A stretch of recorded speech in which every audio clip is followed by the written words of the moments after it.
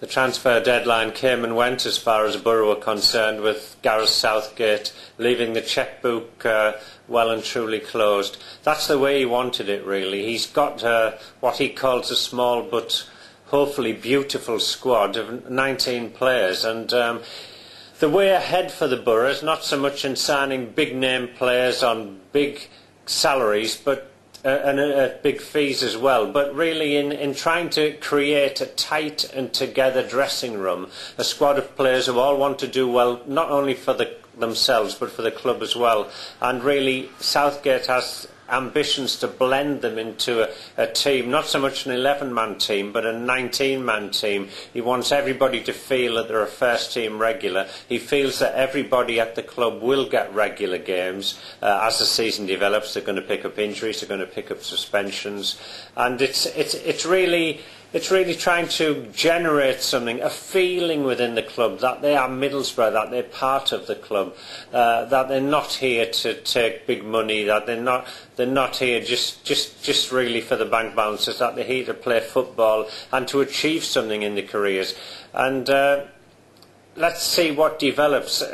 If there are major injuries, then Southgate could be left with a bit of egg on his face, because if the squad is stretched too far, then there'll be problems. Even though he wants to bring the kids through whenever possible, I mean, basically he's looking at the senior players carrying the team through, and that means not picking up too many injuries.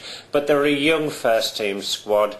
There isn't a history of injuries here, and hopefully they've got the type of player who won't pick up too many problems and will be able to play on a regular basis. So let's see how it develops. Certainly it's a brave decision, but having said that, I don't think they have too much money in the bank, and I think if you look back over what's been done over the last few months, Afonso Alves was brought in a club record fee in January, and he was essentially seen as a summer signing, given the chance to get his feet under the table, get used to Premier League football, and I think he did that towards the end of last season, 6 goals in the last 6 games, and in doing that, he really posted the fact that he'd got used to Premier League football and was ready to take off. And in that respect, Boro hoping that he won't need any time this season to get his feet under the table again. He scored his first goal against Stoke City, great goal it was too, and Boro hope it'll be the first of many. In that respect, Southgate has kept Didier Degarde and Emnes a little bit in... He's leaving them to get used to what it's all about in the Premier League. He hasn't thrown them in, he hasn't pitched them in, hasn't put them under too much pressure, and he's more or less saying, learn what we're all about, get used to us, get used to the Premier League, and then we'll let you go, and we'll give you the chance to establish yourselves and do well for the club. And I think it's a good policy, it's a fresh policy, it's something that we as Boro fans haven't been too used to in the past. We've been used to the club going out and bringing in big money buys, throwing them in at the deep end. That doesn't happen anymore. Maybe there's a little bit of a gamble there, but it's a fresh outlook, and let's go along with it and see what develops. Boro have started the season really well, and Southgate's policy's certainly been justified at the moment.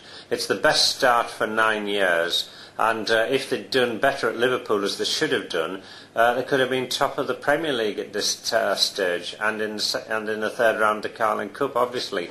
So we can nitpick a bit and say that they should have done better. Certainly shouldn't have lost at Liverpool, but you know, beggars can't be choosers in many respects, and this is better than we've seen for a few years. And I think there's a good spirit in the dressing room at the moment, good characters in there, plenty of committed footballers, and it's starting to come through on the pitch. And basically, you know, we've got to be happy with this, because not only is there a committed side, there's the side that's got strength in all areas. You know, good defenders, committed defenders, and goal scorers, creative players as well. So the Boro squad probably has the best balance we've seen for some time, particularly as the goal scorers are in there. And there's no reason at all to believe that Boro can't go on and enjoy a good season. Southgate said his target is to finish in the top 10. That means rising at least 3 places up the table. It may be a little bit of a test, because Every other club wants to do well, every other club wants to improve, and many other clubs have spent more money than Boro.